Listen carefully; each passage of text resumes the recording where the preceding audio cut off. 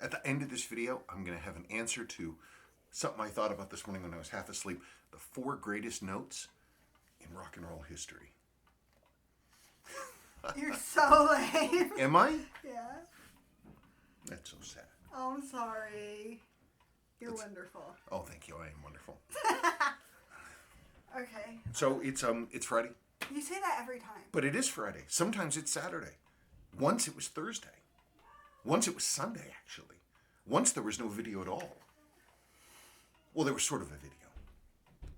What? Nothing. Okay. Well, in any case, but it is Friday. Like it or not, it is Friday. It's not pizza day. Oh, right. It's Willow's birthday. So it's going to be Willow dinner day. She wants McDonald's. She wants McDonald's. She's extremely... Everybody's been locked in the house forever, and I've taken Willow to McDonald's with just her and me, and she really enjoyed that, but you can't make that happen. So I'm getting Tex-Mex for them and McDonald's for Willow. What are you having? I don't know. Leftover mac and cheese? Probably. Oh, I found out that leftover last night. I couldn't sleep because I was terribly hungry. That left, and I started thinking about putting two things together, and it sounded so good I had to go try it. What was it? Leftover mac and cheese with some of that smoked salmon. It was so good. You got up out did. of bed. What time was it? I don't know. Oh, dark 30. It was so good. It was so good. I've had mac and cheese with lobster, and it was good. Mac and cheese with the salmon. It was fantastic. It's smoked salmon. Smoked salmon, and the mac and cheese she homemade with ziti and a mix of like nice quality cheddars and frankly Velveeta. But it was the two things together, and we have there's a Colorado company called Honey Smoked Salmon, and their stuff is really, really, really tasty. And you put those two things together. I can't believe you did that. I started thinking about it, and I was like, oh my god. I woke up really hungry too. I mean, we had quesadillas for dinner. I mean, they're pretty small. Yeah, I guess. I don't know. Anyway, it's Saturday. No, it's Friday. Let's stop wasting their time. It's wrist check time. Oh, it is. Let's wrist check. Thank you. Okay, wrist check time. You always go first, so... Okay. Wait, you should be on the other side? What other side? I don't know, so your watch isn't upside down. I guess it doesn't matter. There. This is the 1937 Stratford. It has a Lander on 47 movement, and I'm actually obscenely proud of this watch because the base metal plated case looked awful. So I said, you know what? Screw it. It couldn't look any worse. So I silver plated it, like sterling silver. So it's still a base metal case, but now it's completely plated in silver, which I think it came out really well. And this is a vintage Hamilton strap, probably from the 50s or the 60s. I'm so proud of that watch. I'm so glad you told me to work on it. Oh, I'm glad. I'm wearing an old friend I don't wear very often. My Benris Mark II. This is a military issued watch with a very nice higher beat movement in it. Hacking, hand winding in this gorgeous case that has been, many imitators, but this one is just... I didn't wear this one for a long time because I had it in my head I was going to sell it, and so it didn't feel like mine, and then all the sales fell through, and I was so annoyed about it, I just put it away. And then I was looking for some other stuff, and I was like, this watch is awesome. And so I brought it back out again, and I'm wearing it. Whew, it's a cool watch. That's such a cool watch. It's a very cool watch. That's a cool... You're just saying that. Mommy, Okay. what was that noise? Anyway, so that is the silver... God. The silver plated case that came out really well. And actually, I've had that silver plating stuff. It's for... You rub it onto... If you have, like, plated silver, like, cutlery or whatever... you rub that on, and the metal, if the metal is shining through, the base metal, you rub this stuff on, and it deposits sterling silver, pure silver, right, not sterling, but pure silver right in place. So I think it's nice, and the great thing is I could reapply it over and over and over and over again, and it'd get Shinier? and thicker. get more substantial. So, what the hell? It looks so much better. And I tested it, by the way, on Seiko's gold plating. It works. He left me. I wanted to see because I have a project in mind. Anyway, so you have this case, old beaten up, bless you, Bless you, Milo. Seiko case, and I tried the silver plating solution on it. So, who knows? It'll tarnish, but the great thing is about silver is you polish it. I'm waiting for Milo to decide if he's going to come over here or go back to bed. Back to bed. Okay. Hard life for cats. True. Okay, we're finally getting to the questions. Sorry. From Kevin Jones. Dear deities of the sacred wristwatch. We're no deities. I especially am not. Unless I have a watch, a Rolex, with a GMT hand complication, is there any use at all for a 24-hour bezel? If yes, do you know of a tutorial I could use to learn how to use one? If no, then why are they so dang common out there? I would say that a GMT bezel, as long as it turns, is useful even in a watch without a GMT hand, because at the very least you can turn it with the hour hand to add 6 hours or 7 hours, and it'll tell you what time it is where you're thinking about. If you don't want to remember that between London and Denver is 7 hours, then you can use the bezel. Okay. If it doesn't turn, when I see one of those things and it's like a decorative bezel that has the 24 hours, I'm like, why is this on here? It's just a fashion thing. Peter Morley. Whoa, I am 10 minutes away from Norwood. Very cool. Congrats. Wait, what the heck was that? Sebastian took her cookie. Oh, that's great. Good for him. Gotta be a fighter. That's his voice of his dad. That's my father. My father of blessed memory. Oh, he's got these kids have to be tough. Oh, Sadie was pretty pissed. Anyway, we lived in Norwood for a year. I worked in Walpole. So did I. Yeah, we worked in Walpole. And that's about it. It wasn't very exciting. Yep. We And just played World of Warcraft the whole time. pretty much. And Sadie came out of that crazy, horrible Catholic-run hospital that's there. What? Ew. With those evil They nuns that weren't nuns. They were nurses. those nuns that They ran were that nurses. place. They were terrible. They were horrible, and I wish them ill. But they were not nuns. Do not. One of them speak had ill a of giant mole with hair growing out of it. They were really mean, horrible nurses. And it was the worst hospital food. Like, it was hospital food that was so bad, it had to be noon.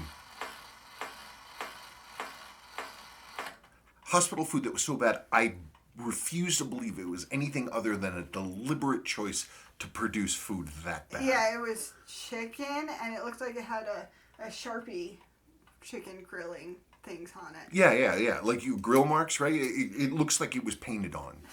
And they were like cold and like, there was some kind of microwave garbage. What is that guy doing? Is he seeing Tom or did Tom put out free stuff? I don't know what he's doing. He's sitting there, he's looking at his phone. So what? I don't know, because I want to know what the hell's going on. Nothing's going on. Someone's texting somebody. And Yeah, they have- but looking at Tom's house. So what? By the way, your bulbs out front are starting to pop. Okay. Okay, let's go on.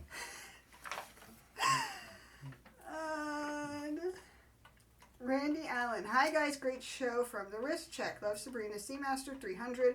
So clean looking, better than the Bond Seamasters, but the Zodiac was really cool part that brought back some memories. My first good watch was a Zodiac Seacron from 1972. It doesn't have quite the vintage aesthetic of yours, but it has a lot of memories.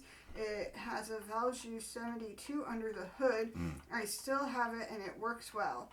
Look forward to seeing the new welder in action. You may have already tried it, but soaking the splines in a 50-50 mix of acetone and ATF over a couple of weeks might do the trick. Good luck.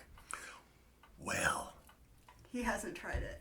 I haven't tried it, but there's a reason for that. So, any of you who don't give a dead rat about the MG, you can skip forward if you want to, because we're going to look at the MG real quick, and I'm going to tell you how I dealt with that front wheel. I got that wheel off, but there nothing worked to get it off. Nothing. I could not get them separated. That is a brand new hub.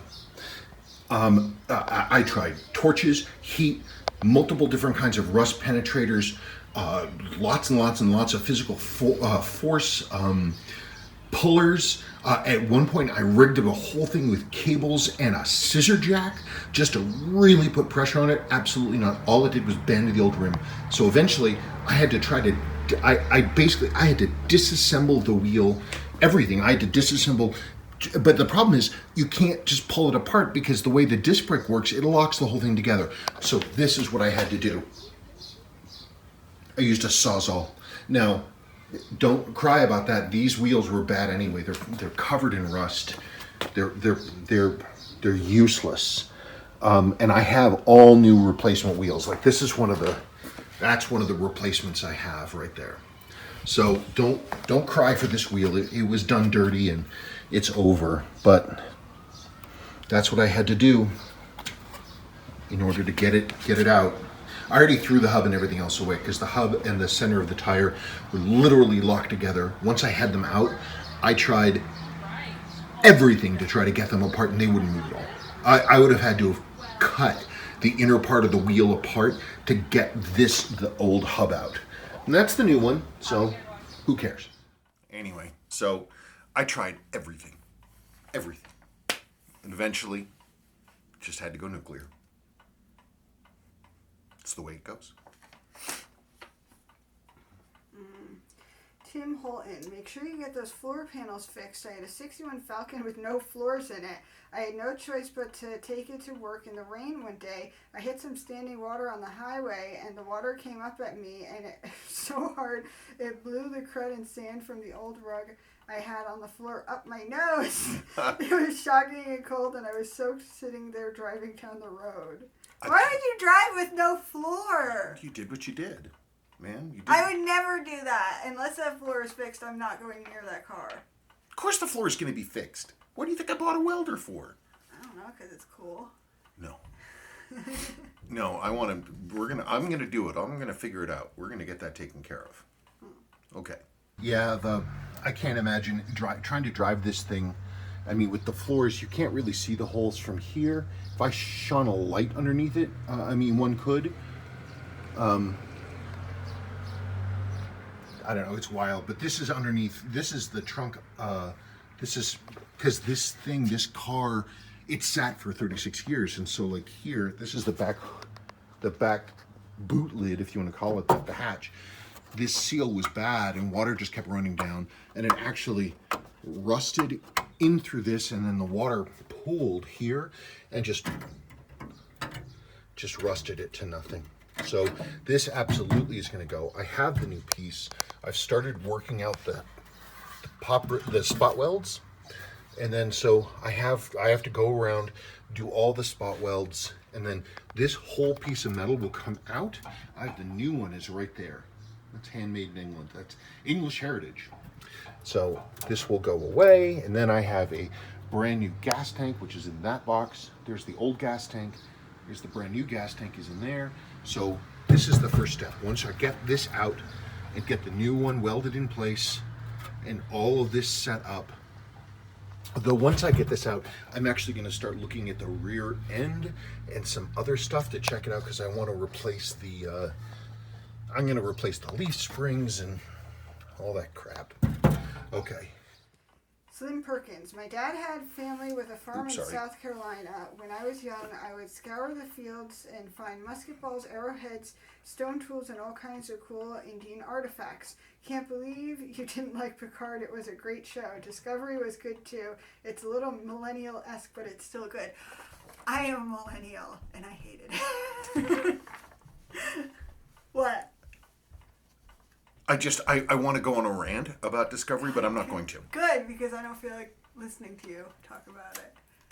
It's how I earned her love, bitching about Star Trek. No. Okay. We need no. No. There are other ways. I said some nice things about Star Trek. You said nice things about me. Well, of course, in relation to Star Trek. I love you, Anna. You mean. I am. From WatchNut. I must have watched every episode of TNG at least 10 times and I loved it. I also watched DS9 and Voyager many times over.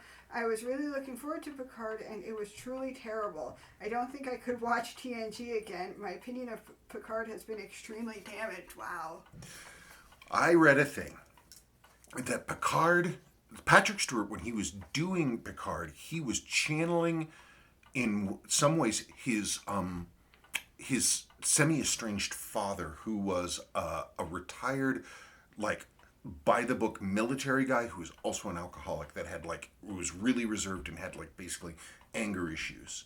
And so he was sort of channeling a little bit of that energy into Picard. And, like, when you watch First Contact, when he's there, and the whole, like, the white whale speech, he has this really hard, brittle, clipped military feel to him. That military feel was almost completely gone from Picard. So it felt to me like Patrick Stewart was kind of playing himself. You know, whatever. What do I know? He just seemed. I know that I don't care. I'm spoilering it. Deal with it.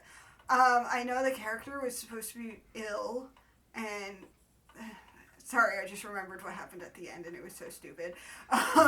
And he's supposed to be frail, but it was like he just didn't feel like Picard at all. I don't know.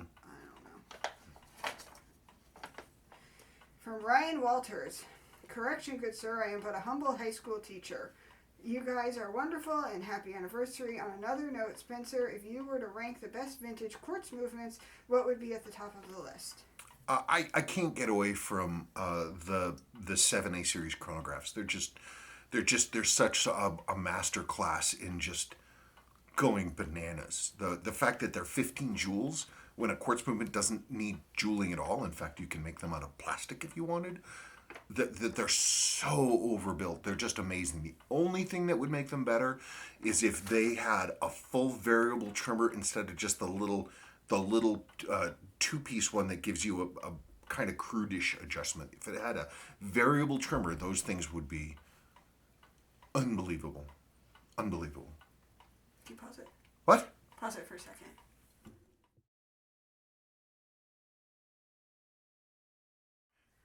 And we're back. Yes. Where was I? From Rob. Remember the old days when you can pick out a t-shirt pick at the mall and they would use this big iron press in front of you to put it on. Glitter Camaro t-shirts. Today it's so tacky. Eventually they would peel off after many washes. Glitter Farrah Fawcett in her orange bathing suit. Well, I wouldn't remember any of that. Hey, my 10th or my 11th birthday, probably my 10th birthday, and I actually found a picture of it. I had some of my friends over for my birthday party, and one of the presents I got was a banana yellow t-shirt with a glitter Darth Vader on the front. Wow. Well, no, he wasn't glitter, but like the whole surround of him was glitter. Wow. I actually found years ago, I found one of those shirts on eBay. I didn't get it, but I just remember because those appliques were like rubber, and so underneath it you'd just be so hot and sticky because it was like having the front of your shirt laminated. Patrick O. Hi, Spencer and Sabrina. Congratulations on 14 years. This is a multi-part question. Spencer, I know in other videos you have stated why Seiko automatic movements are shorter lived than a Rolex movement because of lesser tolerances. Is this true for the more modern high-end Seiko automatic movements such as the 8LXX or 9SXX? When I've looked at the more modern things like pulling apart a Marine Master or something like that, they're sort of upgunned 7000 series movements. They really are. I mean, they're nice enough. They're not on the level. They're nowhere near anything that Omega does. I mean, Omega gets such short shrift. Like, I don't understand Omega prices at all. They're exquisite quality, modern. And in the old days, like, they've never flagged in their quality. Omega stuff is astonishing. Vintage Seiko.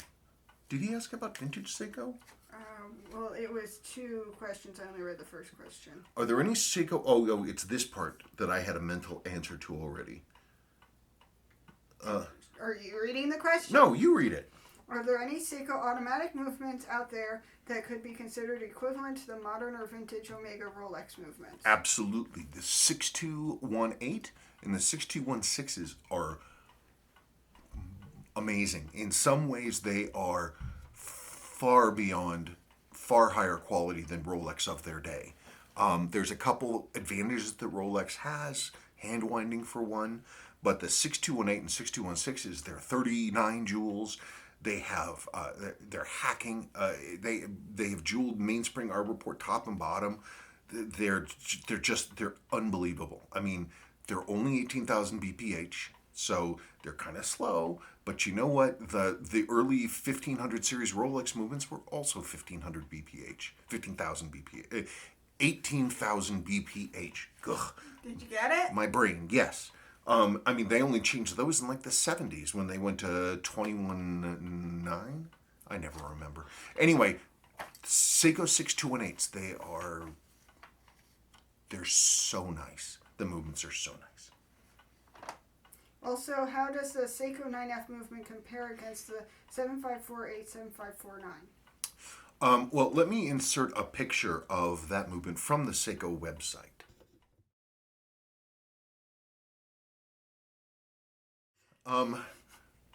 Okay, so the 9F is really cool. One of the things that it's got a lot of jeweling. It's not full jeweling. It has die fix settings, which is nice. It's well made. I do find it interesting. This is a top of the line Seiko movement, and it has that kind of crude trimmer, the same kind of trimmer the 7A does, where you just got this little thing and you have a few adjustments, nothing major. Like, it's such a high-end movement, this 9F, but they don't put a variable trimmer on it. Why? I mean, Seiko put variable trimmers back in the day on like 1500 ladies movements that people considered throwaways. And you can dial those things in super duper tight. So I don't know why Seiko didn't put in a variable trimmer, but they didn't. But otherwise, the quality looks great. I mean, it's a beautiful movement. What? I want the mail to come and have my things, but it's not going to have my things. What? My stuff, one of my packages, it just vanished. Where's it coming from? It came from Canada, and it hit New York, and then for some reason it went to Fort Myers, Florida, and then it was supposed to be delivered on Tuesday, but the tracking just stopped updating. It's traveling within our system. It's just gone. I'm sorry. Yeah, I'm really annoyed. It was a really beautiful Rodania chronograph, diver chronograph, solid stainless steel with a lander on 248. And with the original, this is the craziest part, with the original Chrysler Stellux rally type bracelet on it. It was pretty cool watch. I guess maybe that'll be my birthday present. What? Nothing. I'm waiting for records. I'm starting a record collection.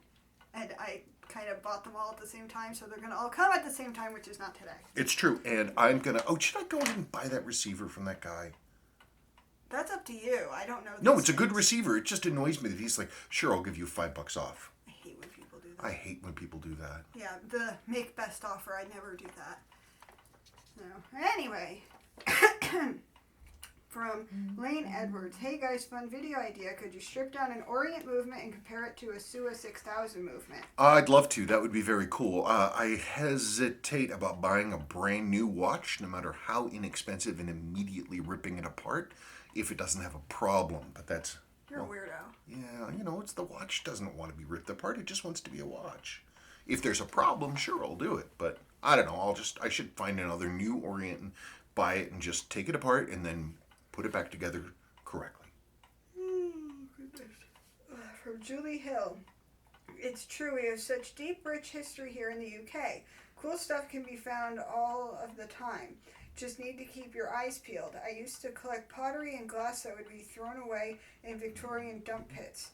Whether you're on a beach or walking your dog through a farmer's field, we happened upon a really nice clay ink well that had been unearthed by workmen digging up a section of road. My son found an early musket ball in the car park. When this horrible time finally ends, send me your address and I'll send you some stuff. Wow, it's neat. That's very nice. I dug out a few things I got when on a couple different. One from when we lived in England when I was a kid, and another one from a trip through France just before 9/11. I think the late 90s. I'll just do. So when I was a kid and we lived in England, there was a family that lived down the lane from us, and the father worked in road construction, and his house was filled with all this Roman pottery, and he gave me a couple pieces. They were constructing some site, and the thing blasted right through what he called a Roman encampment. So this is one of the pieces that he gave me. And it's interesting because you can see how it was made. This was they took the clay and they had it on a flat surface. It was stuck to a flat surface, and they formed it basically. It almost looked like they used a mold. Like they formed this into a mold. But you can see the person who was pressing the clay into the mold. This is 2000, it's multiple thousands of years old. But you can see the fingerprints and how they were pushing and squishing it around. I mean, they're nameless. Nobody knows who they were. But a little piece of them still lives. I'm sorry they're gone. Here is another piece, and this one actually is also, it's like it's made in a mold. Like you can see how it was squished in and has like bubbles and stuff from where it was against the surface. But the inside was actually glazed. It's pretty cool. The last piece I have is different. My brother and I, in the late 90s, he lives in France. We were driving out to Normandy, and on a whim, we stopped by an old castle. We didn't think much about it.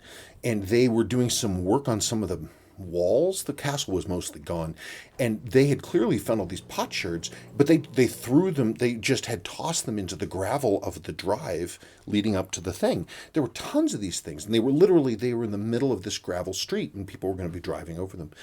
And so workmen didn't say anything, didn't tell them. Basically, the workmen said we could take whatever we wanted. And so there's a lot of stuff like this we grabbed. So this is the handle to a pot. I have a lot more things. And again, you can see how the handle was formed. But what's neat about this is the castle we found out was owned by the father, William the Conqueror's father in France. And I just thought that was really neat, you know? I thought that was pretty cool. I mean, it just amazes me. My problem is I'm a terribly sentimental person. I'm the opposite. She's not sentimental. Okay, rock on. Okay, in the free world.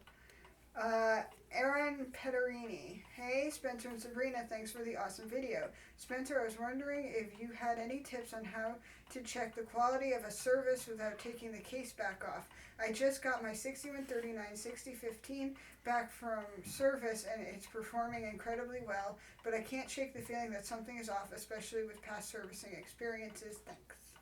Well, first question is why do you feel that something isn't quite right? That would be the first thing, is lay that out. What is the thing that's bothering you? But the only way, seriously, the only way, and in fact also the best way, is to get a time grapher. They're so inexpensive these days. You can get one of these basic time graphers, and they're extremely accurate. They're just fine. You can get them for like these days, like a couple $100.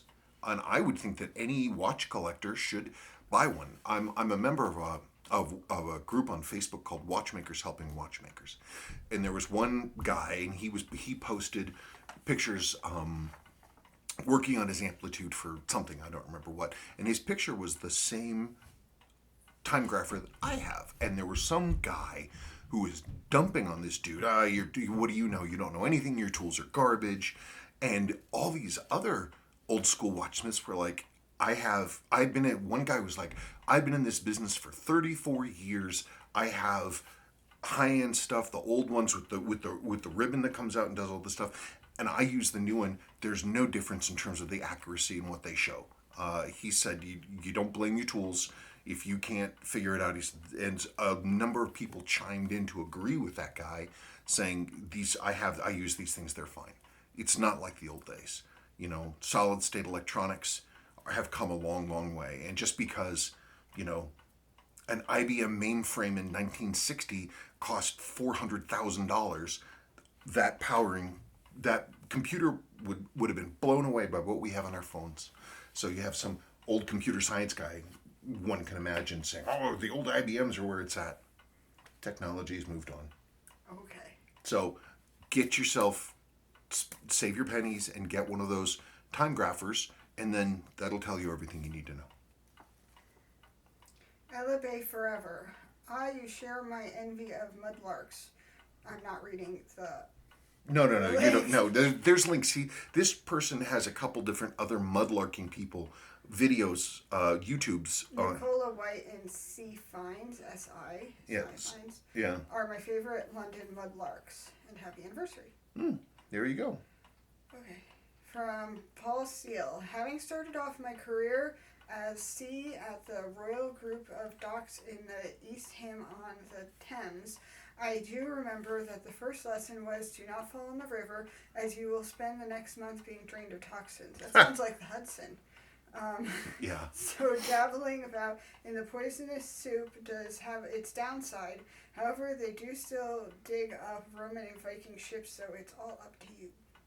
Yeah, somebody, the London Mudlark lady, she answered somebody's question.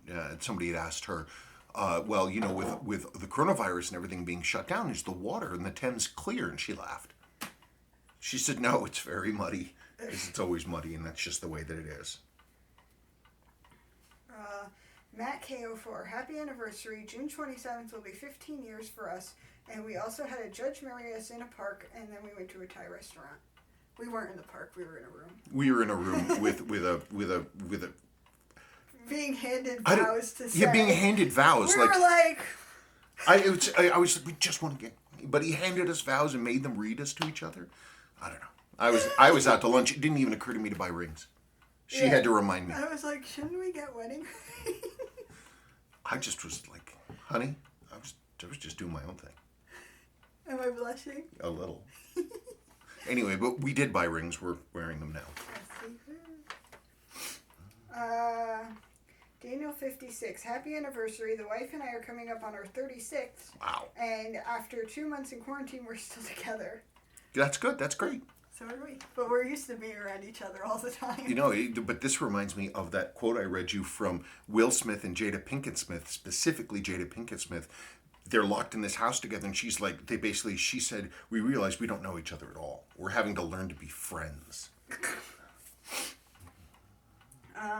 John Boy of Alaska. Happy anniversary. My 10th is in August. Great marriages have great stories. I proposed on top of the Ferris wheel at a fair. Oh, cool. Had them stop me at the top. That's fun. Yep.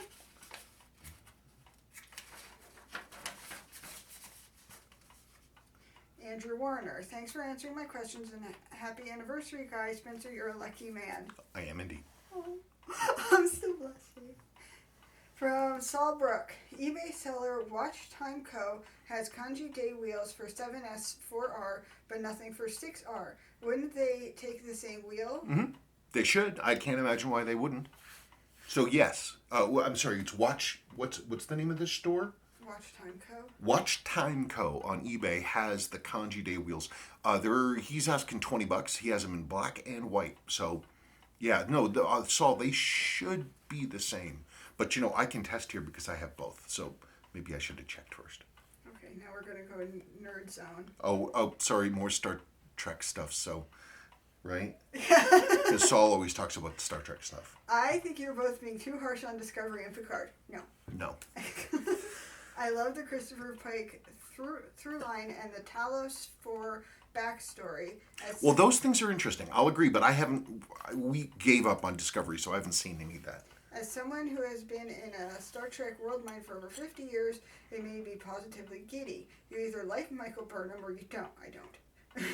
I didn't mind Michael Burnham first season. I really didn't. Yeah, but then it became everything about her, and she fixed everything. Yeah, that was the problem. Season 1, actually, I thought she was a compelling and interesting character. That you would have this person who was basically a complete traitor who's being sort of rehabilitated into this weird ship.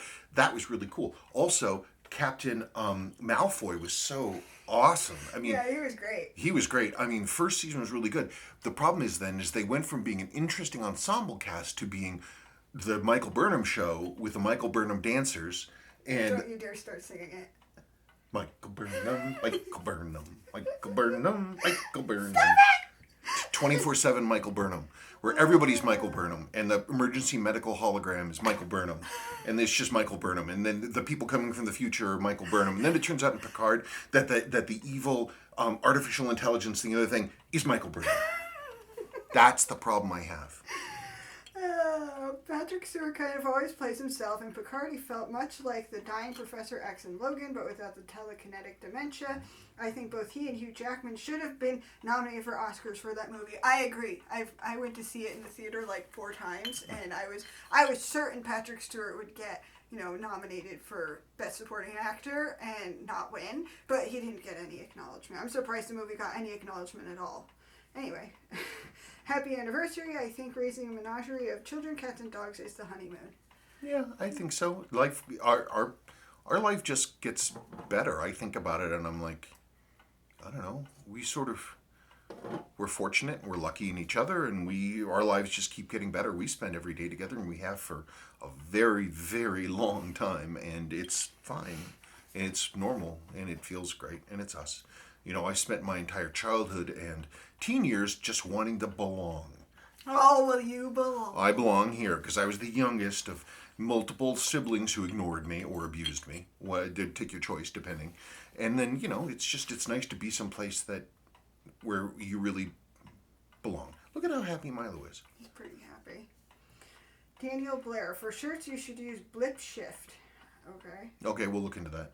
Spencer, quick comment and question about the 6117. My navigator timer also had no date on the dial. Question, is the wavy washer on the top of the 24-hour wheel the only thing that keeps the wheel from jumping up and down? Yes. Mine was very flat and the GMT hand was a bit jiggly until I reformed the washer a bit. I don't think the dial ring is incorrect, as the watch has no service marks and seems very original. Just curious what the play should be without the washer. If it's large enough, it seems that without anything keeping the stack in place, the GMT hand could easily jump up and change position. Yeah, I had a watch, oh God, was it late last year? It was a 6117, and that day wheel was it a 6117? I'm trying to remember. In any case, it had the day wheel that was held in place with that warpy washer. And the day wheel just kept coming up. It would come up and away and then get stuck halfway in the window, and I would put it back together and it would happen again. And I put it back together and I reformed the warpy washer and it happened again. I put in 2 warpy washers, both going the same way, and it happened again. I took those 2 warpy washers and I put them. Is warpy washer a technical term? That's what I call them. It's like a spring washer, basically, and so it's like spring material. Then I took 2 warpy washers and I put them so that the curves were going opposite to press down in the middle, and the day wheel came up again. Eventually, what I had to do was I realized that the keyless works and the quick set were jacked up and loose, and what was happening is you could push it so that basically it wasn't being held down. It's those day wheels, they were supposed to be held down on one edge by the internal structure of the quick set, because it laid over that part of it. And that wasn't working. It was wobbly. So when you would go and adjust the time, or it would do itself, it could push its way up and it would just pop up. So I had to actually go back in and replace all that stuff. Then, hey, magically, and then all of a sudden, the day wouldn't advance anymore because I had too much pressure on it. So I had to go back in, again, this was like 8 times I went into this watch, and I went back in and I had to go back to normal. Just a little basic single warpy washer, and then it was fine. I wasn't listening. Sorry. I don't care. Why would you want to listen to that? All I kept hearing was warpy washer. R. James, yes, blip shift, full service, I believe, and low impact, all in-house. Okay, we will look at blip shift. Thank you. Blip shift. Blip shift. From Marcos Vasquez. Thank you for your answers, Spencer. I am only looking to get rid of the haze in unloomed hands.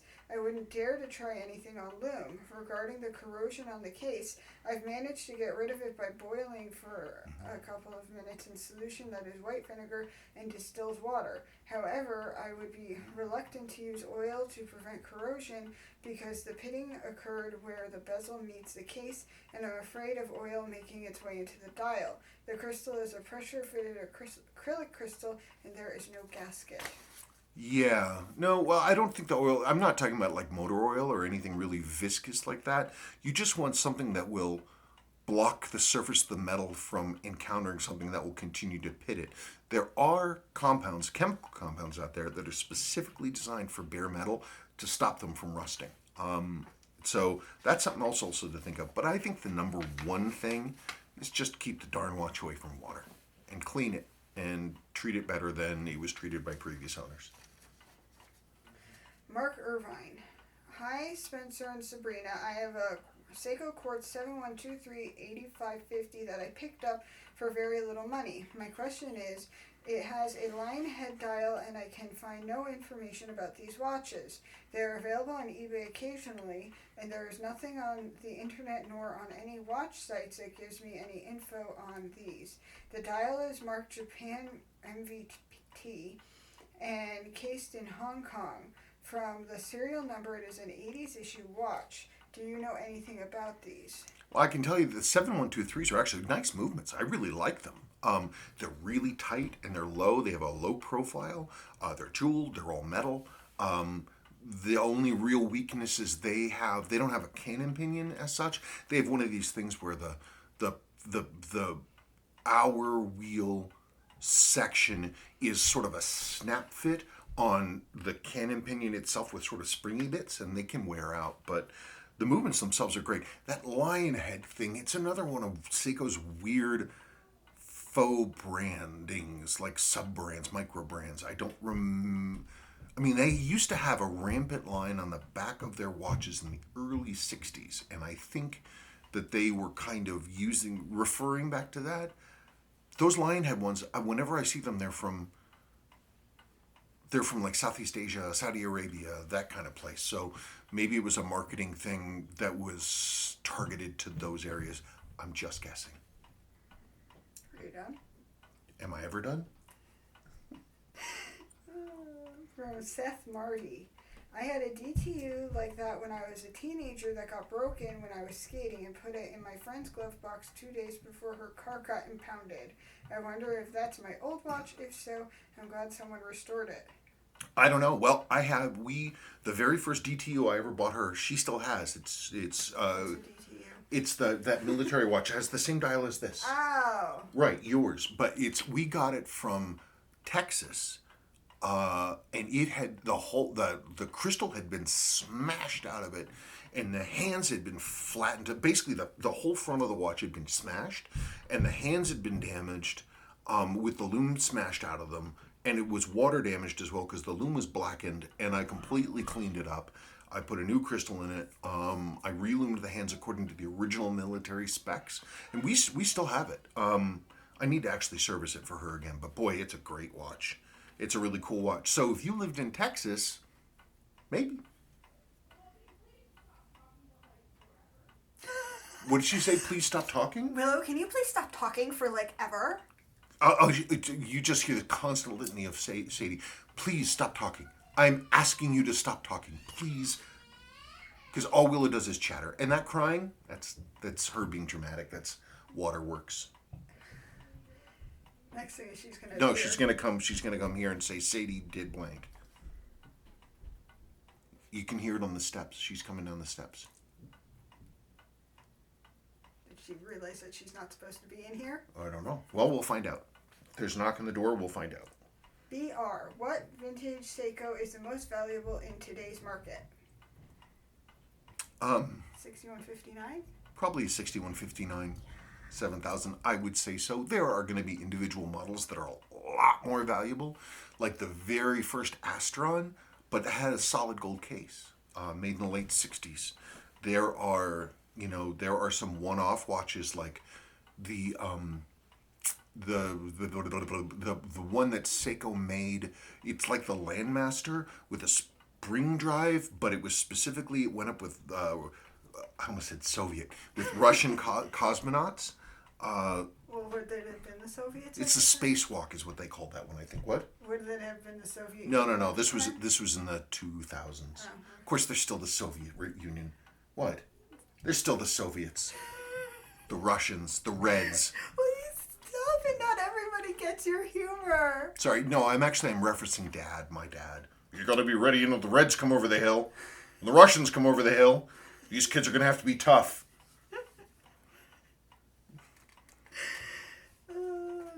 Not everyone gets your humor. There's nothing I can do but be me. I know. Okay, are you still talking? No. Cyber Rabbit. I have an SBDC 063 and it's a gorgeous watch, but I have yet to see anything near a 50-hour power reserve from it. That's interesting. And again, I would love to see the amplitude on that one, because when you have really low amplitude or compromised amplitude, that means that something is sucking up the power and pulling it away from the train, from where it's supposed to go, which is moving the balance back and forth. So if that one, I find with low amplitude, you also have much reduced power reserve. It's like one of those things. Oh, my watch, it'll only keep running for 18 hours. I bet you anything, put that on that time grapher, we're going to see not ideal amplitude. Okay.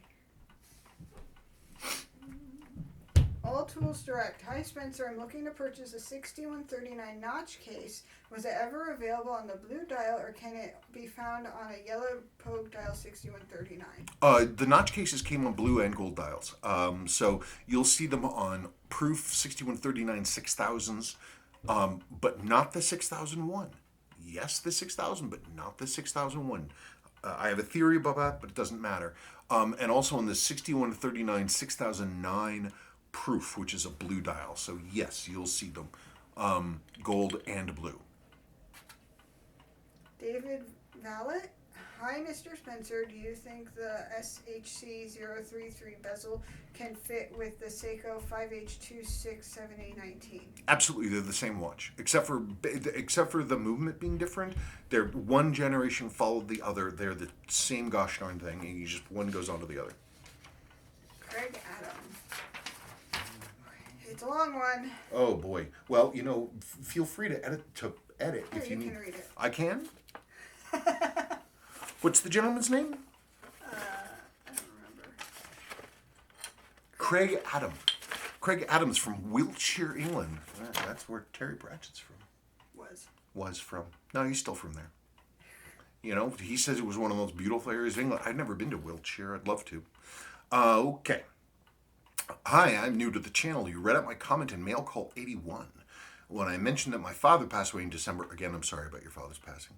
And I was on the hunt for his old 6139 he wore all through the 70s and 80s. I found out that he tried to get it serviced several times, but no jewelers would touch it. It has since been lost. Gosh, I hope you find it. I purchased one from eBay after watching lots of, quote, what to look for guides, unquote. I now have a really nice looking yellow face 6139 with a lovely sharp case and a chrono ring with a little fading.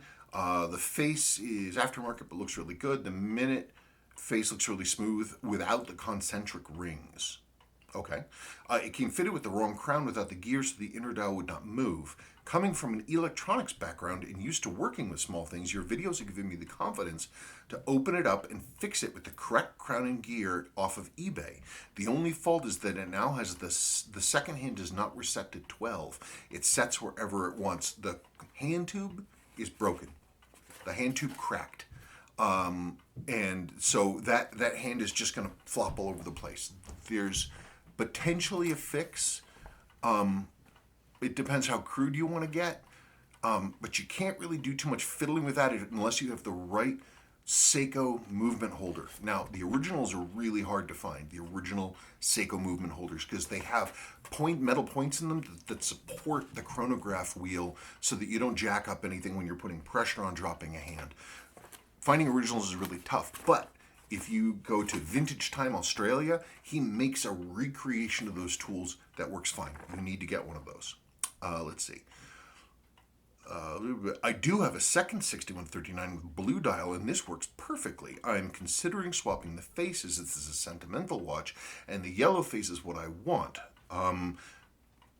Well, the one thing is that the blue dials, their chronograph hands are what I call tomato red. The gold dials originally came with like a crimson red, like a bright, bright red. So the hands would be different colors. Yes, you could do that. But one, don't do anything until you have that tool. And two, either get a copy of the Seiko Technical Guide. They were big blue binders made back in the day. But you can also Google them. There are scans of them online. If you search up Seiko 6139B.pdf, you can find them, and it has illustrations. It even has color about where to do stuff, and setting those hands, you got to be careful, and you have to use the right tool. Last note from him. P.S. I spent the 1980s helping my father restore his MGB Roadster to new condition. Full walnut dash. Now that's what I want. Okay. But you're always like, I won't ride in it. Well, I don't want to die. Well, it's not like I'm going to drive it anywhere. We're going to drive it around the cul-de-sac, and it's going to go back in the garage. And then I'm going to cover it in tarps. And then I'm going to put plywood around it. I don't know. It's just this little teeny tiny car. It is a little teeny tiny car. I'm like imagining going behind the giant America F-150s with their American flags on the back and the giant. It'd go right over the top of that thing. Anyway, that whole thing with the tarps and the thing. My dad had a '58 Jaguar. What did he say? He wouldn't drive it. He was so terrified of something hurting it that he'd never move it. It wouldn't move for.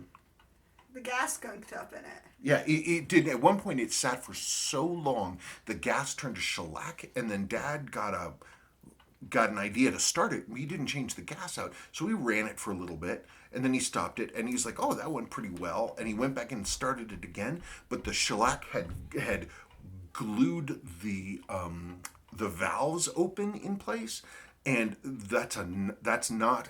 it's an interference engine, which means that the valves are down and the cylinder comes up. The cylinder's going to hit the valve, and it did. It destroyed the head. And so Dad paid a lot of money to have somebody rebuild the head, and then he basically never drove it again. You took me in it once. Dad wasn't here. But it did run. Yeah. It had crappy tires. It kind of lumped along like this, but it did run. Let's see. Full walnut dash, wood rim steering wheel, wire wheels, all original, lovely car in blaze orange, my favorite color. Thank you for the videos. You are good people. Well, we pretend to be. Take care from here in Wiltshire, England. There you go. I'm just imagining one of those giant trucks being right It'd go next to right it. over the top. That car is so low to the ground. If you get one of those big jack trucks with the giant flags hanging off of it. And the what are they called with the smoke that comes out? Oh, the giant smokestacks because they're rolling coal. I'm going to stick it to the libs by destroying the timing and interior of my engine with carbon deposits. And for the record, we have a giant truck, just not that kind of giant But truck. it runs perfectly. Yes. Runs perfectly. It's quiet and no visible exhaust, and we get it checked regularly. We have it set up according to factory specs, and we treat our neighbors respectfully. We don't put giant Confederate flags on our truck. Yeah, that too. I couldn't believe that guy. It's like And Colorado wasn't even part of the United States during the Civil War. 1876 is when we started here. A jackass. Anyway, I don't remember. Oh, wait, there we are. JB91710. I have a 6139 7039 that was a present from my wife.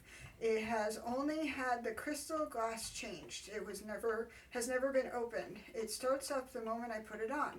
I carried it over to the computer, set the time, and it's sitting there working. The bracelet end link came off.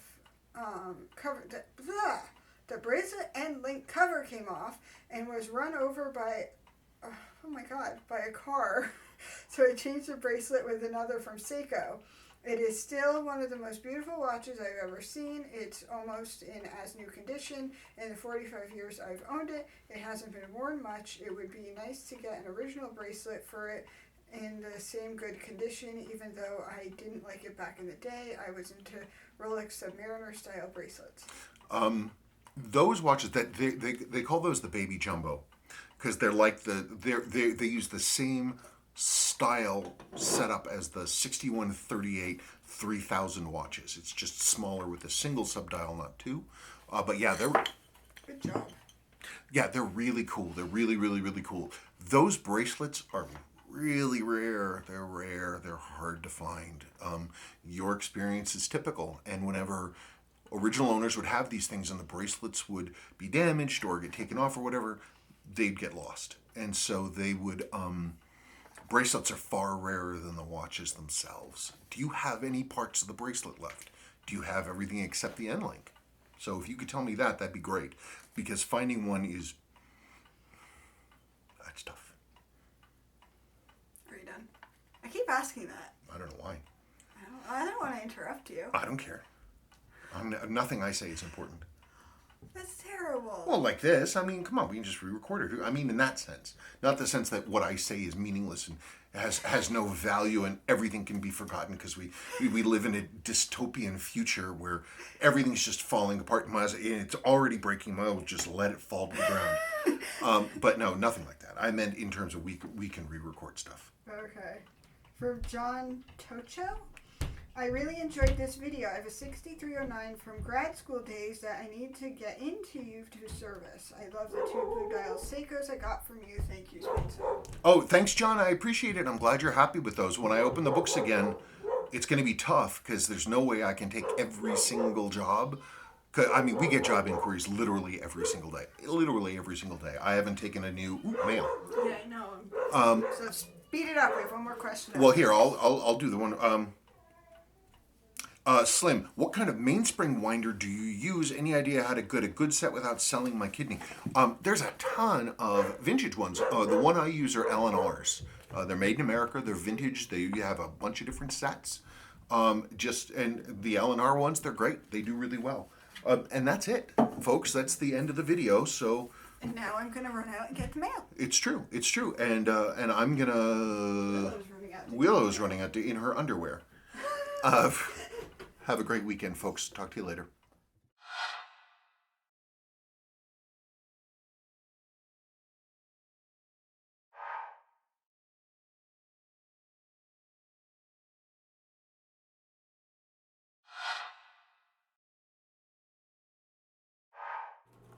This is my Stratocaster here. Somebody had asked about it, and there it is. This is the one that hangs on the wall by my bed. So anyway, four most iconic notes in rock and roll history, in my opinion.